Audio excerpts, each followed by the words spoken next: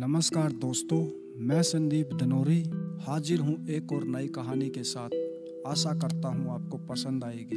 ये कहानी है एक राजा और एक ऋषि की। सार्वभौम चक्रवर्ती सम्राट होते हुए भी महाराजा अम्बरीश भौतिक सुखों से परे थे और सतोगुण के प्रतीक माने जाते थे। एक दिन वे एकादशी व्रत का पारण करने वाले थे कि महर्षि दुर्वासा अपने शिष्यों के सहित वहां पहुंच गए।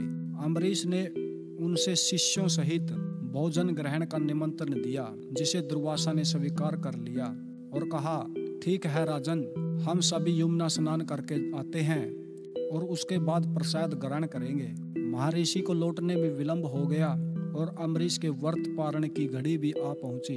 राजगुरु ने उन्हें परामर्श दिया कि आप तुलसी दल के साथ जल पीकर पारण कर लें। इसे पारण विधि भी पूरी हो जाएगी और दुर्वासा को भोजन कराने से पूर्व ही पारण करके पाप से भी आप बच जाएंगे।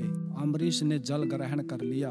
दुर्वासा मुनि लौटे तो उन्होंने योग बल से राजन का पान जान लिया और इसे अपना अपमान समझकर महर्षि ने क्रोधित होकर अपनी एक जटा नोची और अम्बरीश पर फेंक दी।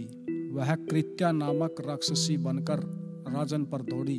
भगवान विष्णु का सुदर्शन चक्र, जो राजा अम्बरीश की सुरक्षा के लिए हर टाइम उनके साथ रहता था, दुर्वासा को मारने उनके पीछे दौड़ा।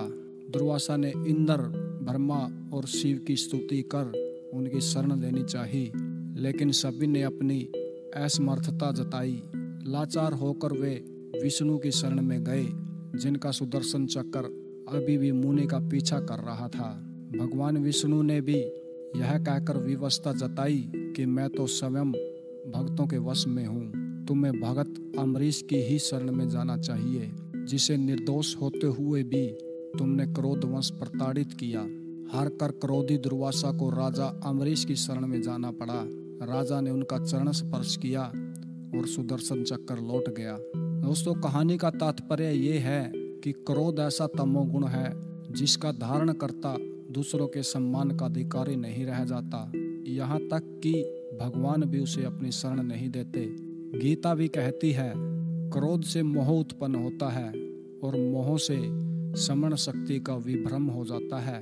जब समरण शक्ति भ्रमित हो जाती है तो बुद्धि का नाश होने पर मनुष्य अपनी स्थिति से गिर जाता है। आशा करता हूँ दोस्तों, आपको ये कहानी पसंद आई होगी।